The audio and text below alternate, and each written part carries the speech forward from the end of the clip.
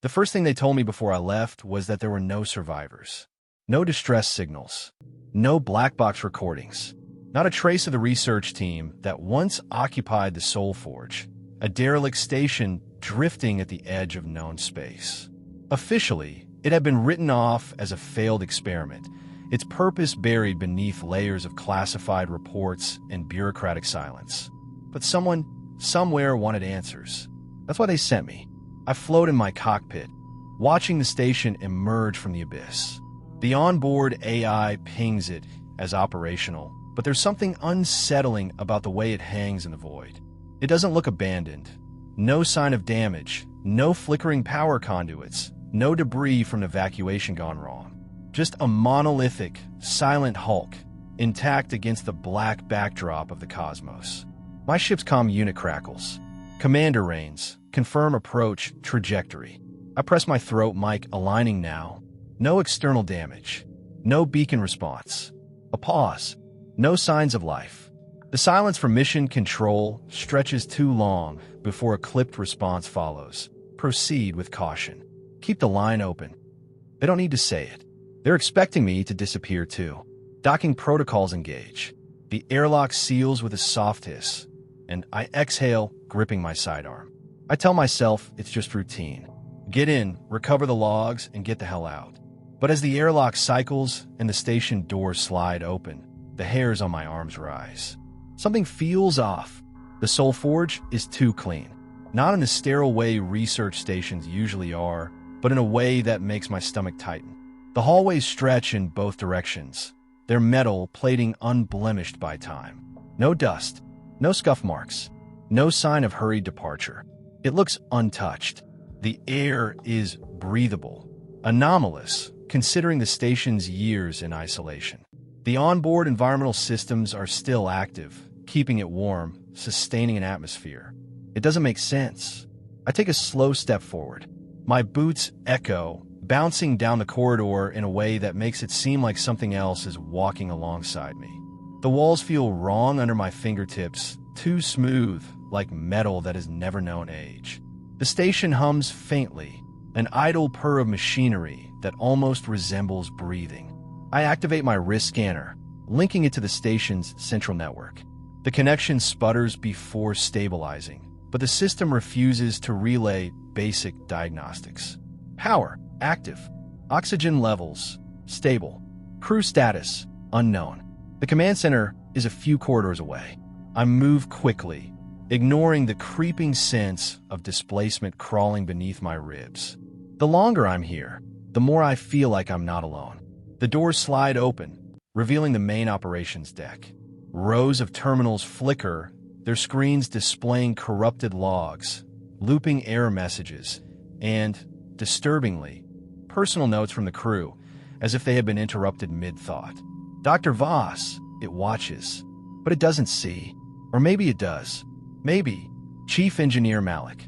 The structure is shifting, but we haven't moved. Can't be possible. Research lead Kira. We found it. We were wrong. It's not a machine. It's awake. I stop at that last one. My pulse jumps. I cycle through additional files, but the logs end abruptly. No final messages, no desperate warnings. Just silence. And yet, the station is still running.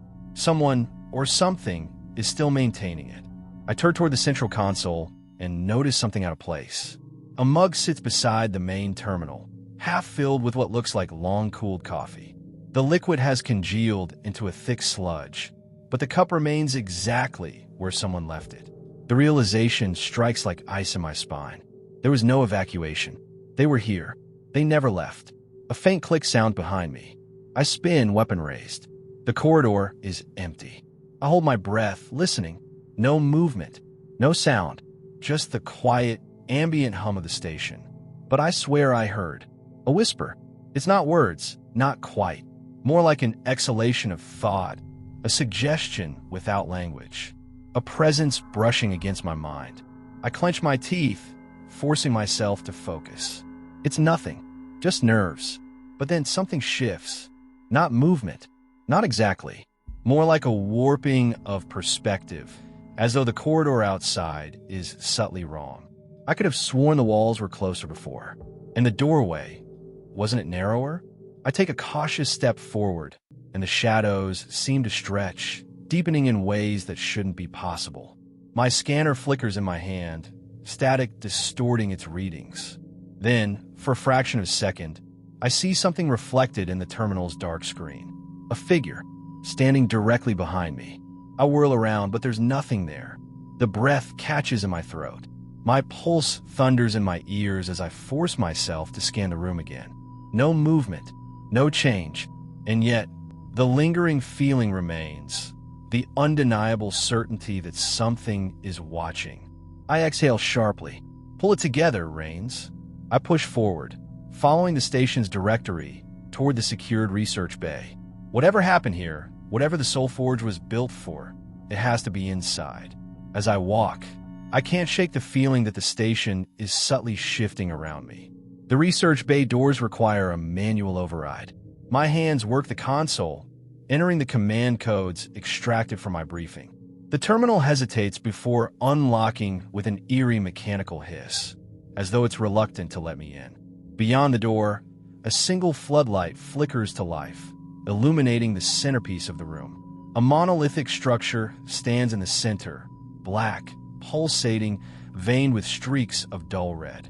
It is wired into the station's systems, tendrils of cables snaking from its surface like the roots of some ancient, living thing.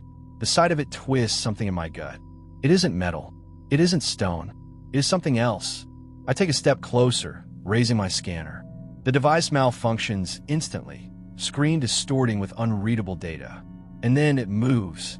Not a lot, just a fraction, but enough.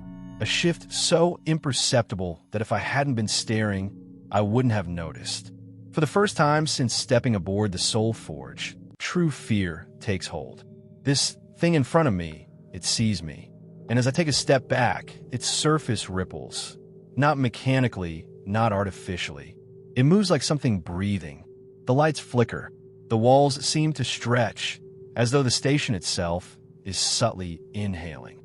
And somewhere impossibly close, yet impossibly distant, comes the whisper of my own voice.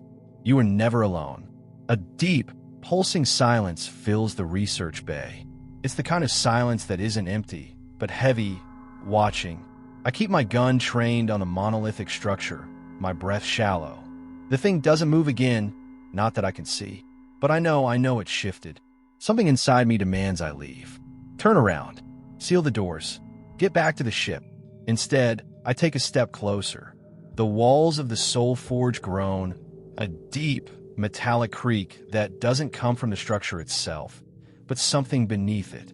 I swallow hard and reach out with my scanner again. The device flickers and dies the second it faces the thing, like it's rejecting the act of being observed. I try another approach, manual logs. My fingers move fast over the nearest console, bypassing corrupted security layers, tearing through the station's defenses like paper. The deeper I go, the more I realize this data wasn't hidden. It was buried. One file remains intact. A recorded log. I hesitate before playing it. A soft crackle, then a breath, shaky, uneven. A woman's voice, raw and afraid. This is Dr. Voss, lead researcher.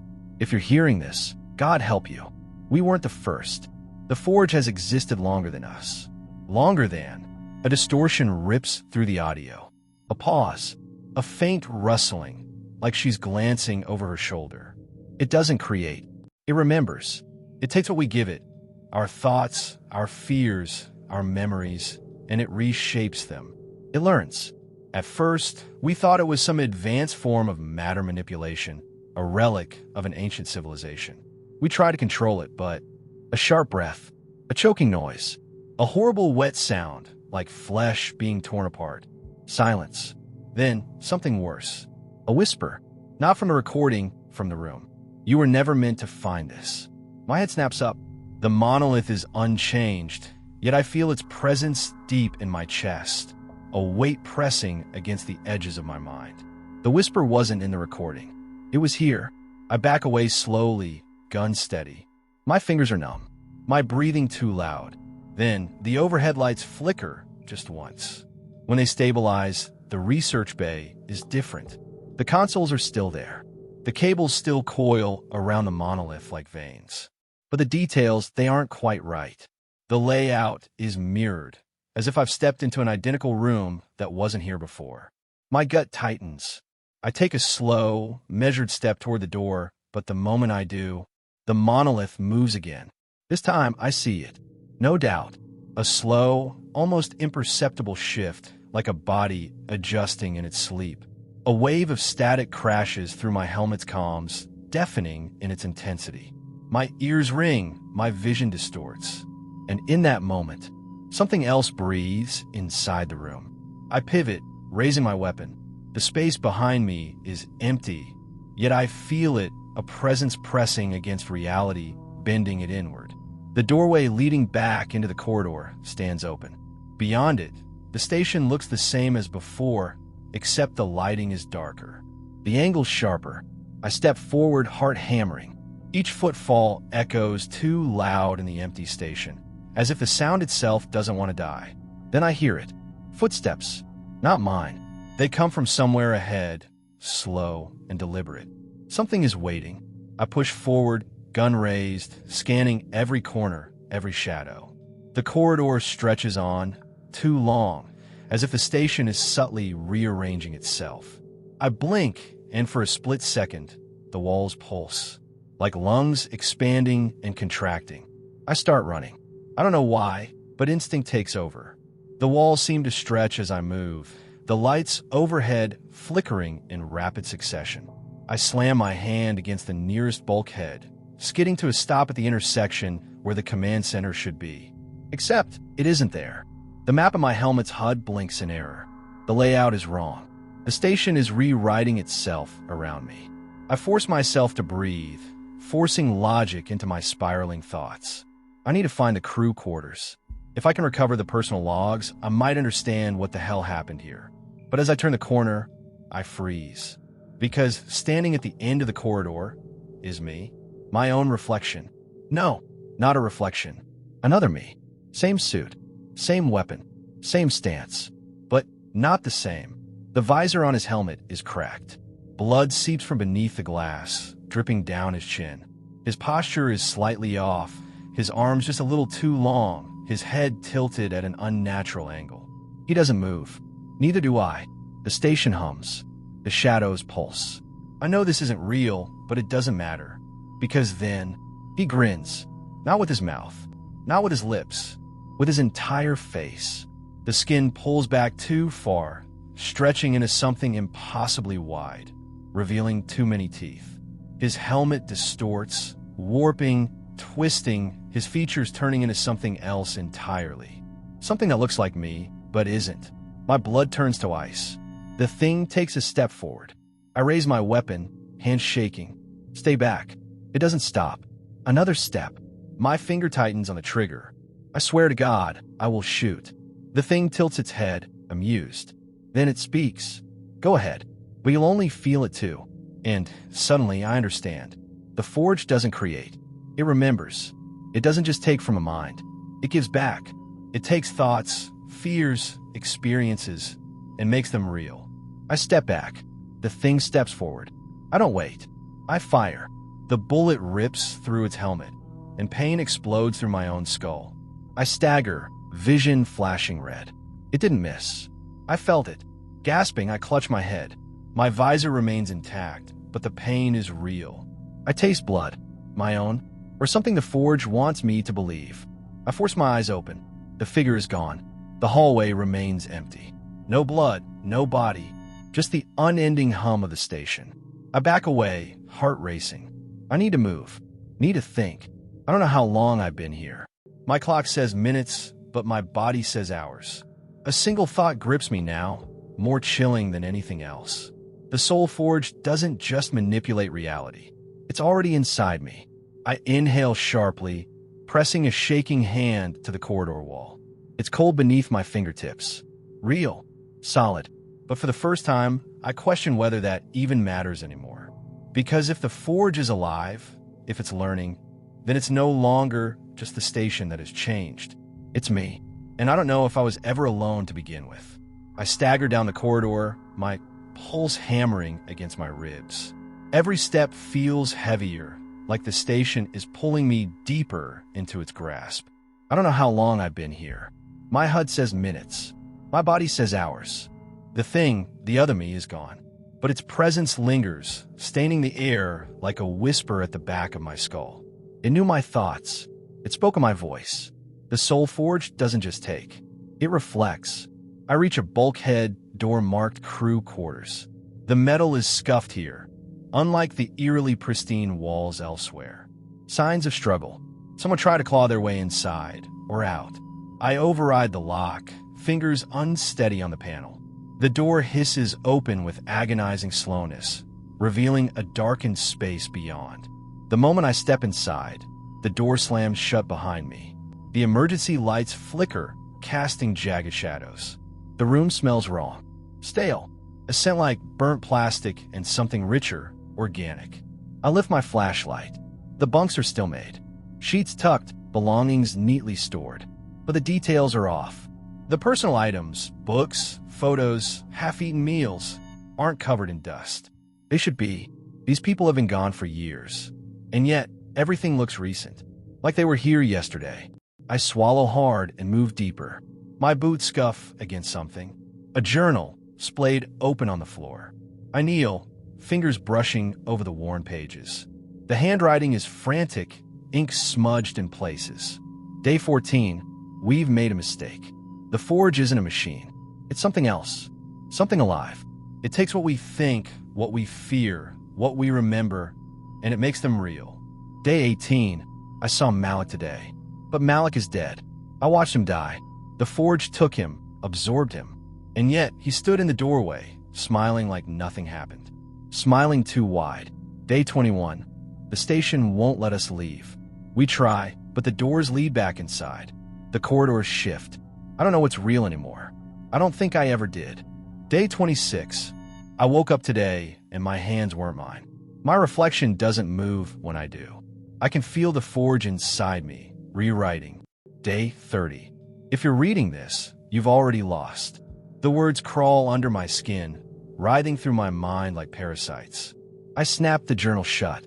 My breathing is too loud. My heartbeat too fast. I reach for my comms. Mission control. Do you read me? Static. No signal. Like the station is swallowing my voice. I turn back toward the door and freeze. The bunks are occupied. I don't know how I missed them before, but they're there now. Figures lying in the dark, bodies still as corpses. I step back. My flashlight trembles in my grip. One of them twitches. A slow, shuddering movement. I raise my weapon, breath strangling in my throat. Who's there? No answer. Then a whisper. You don't belong here. My blood turns to ice. The figures shift, their limbs bending at wrong angles, their heads rolling toward me in unison. Their faces. No, they have no faces. Just smooth, featureless skin stretched where their eyes and mouths should be. But somehow, I know they're looking at me. A sound rises from them, a low, gurgling noise. Like laughter, but broken. I fire.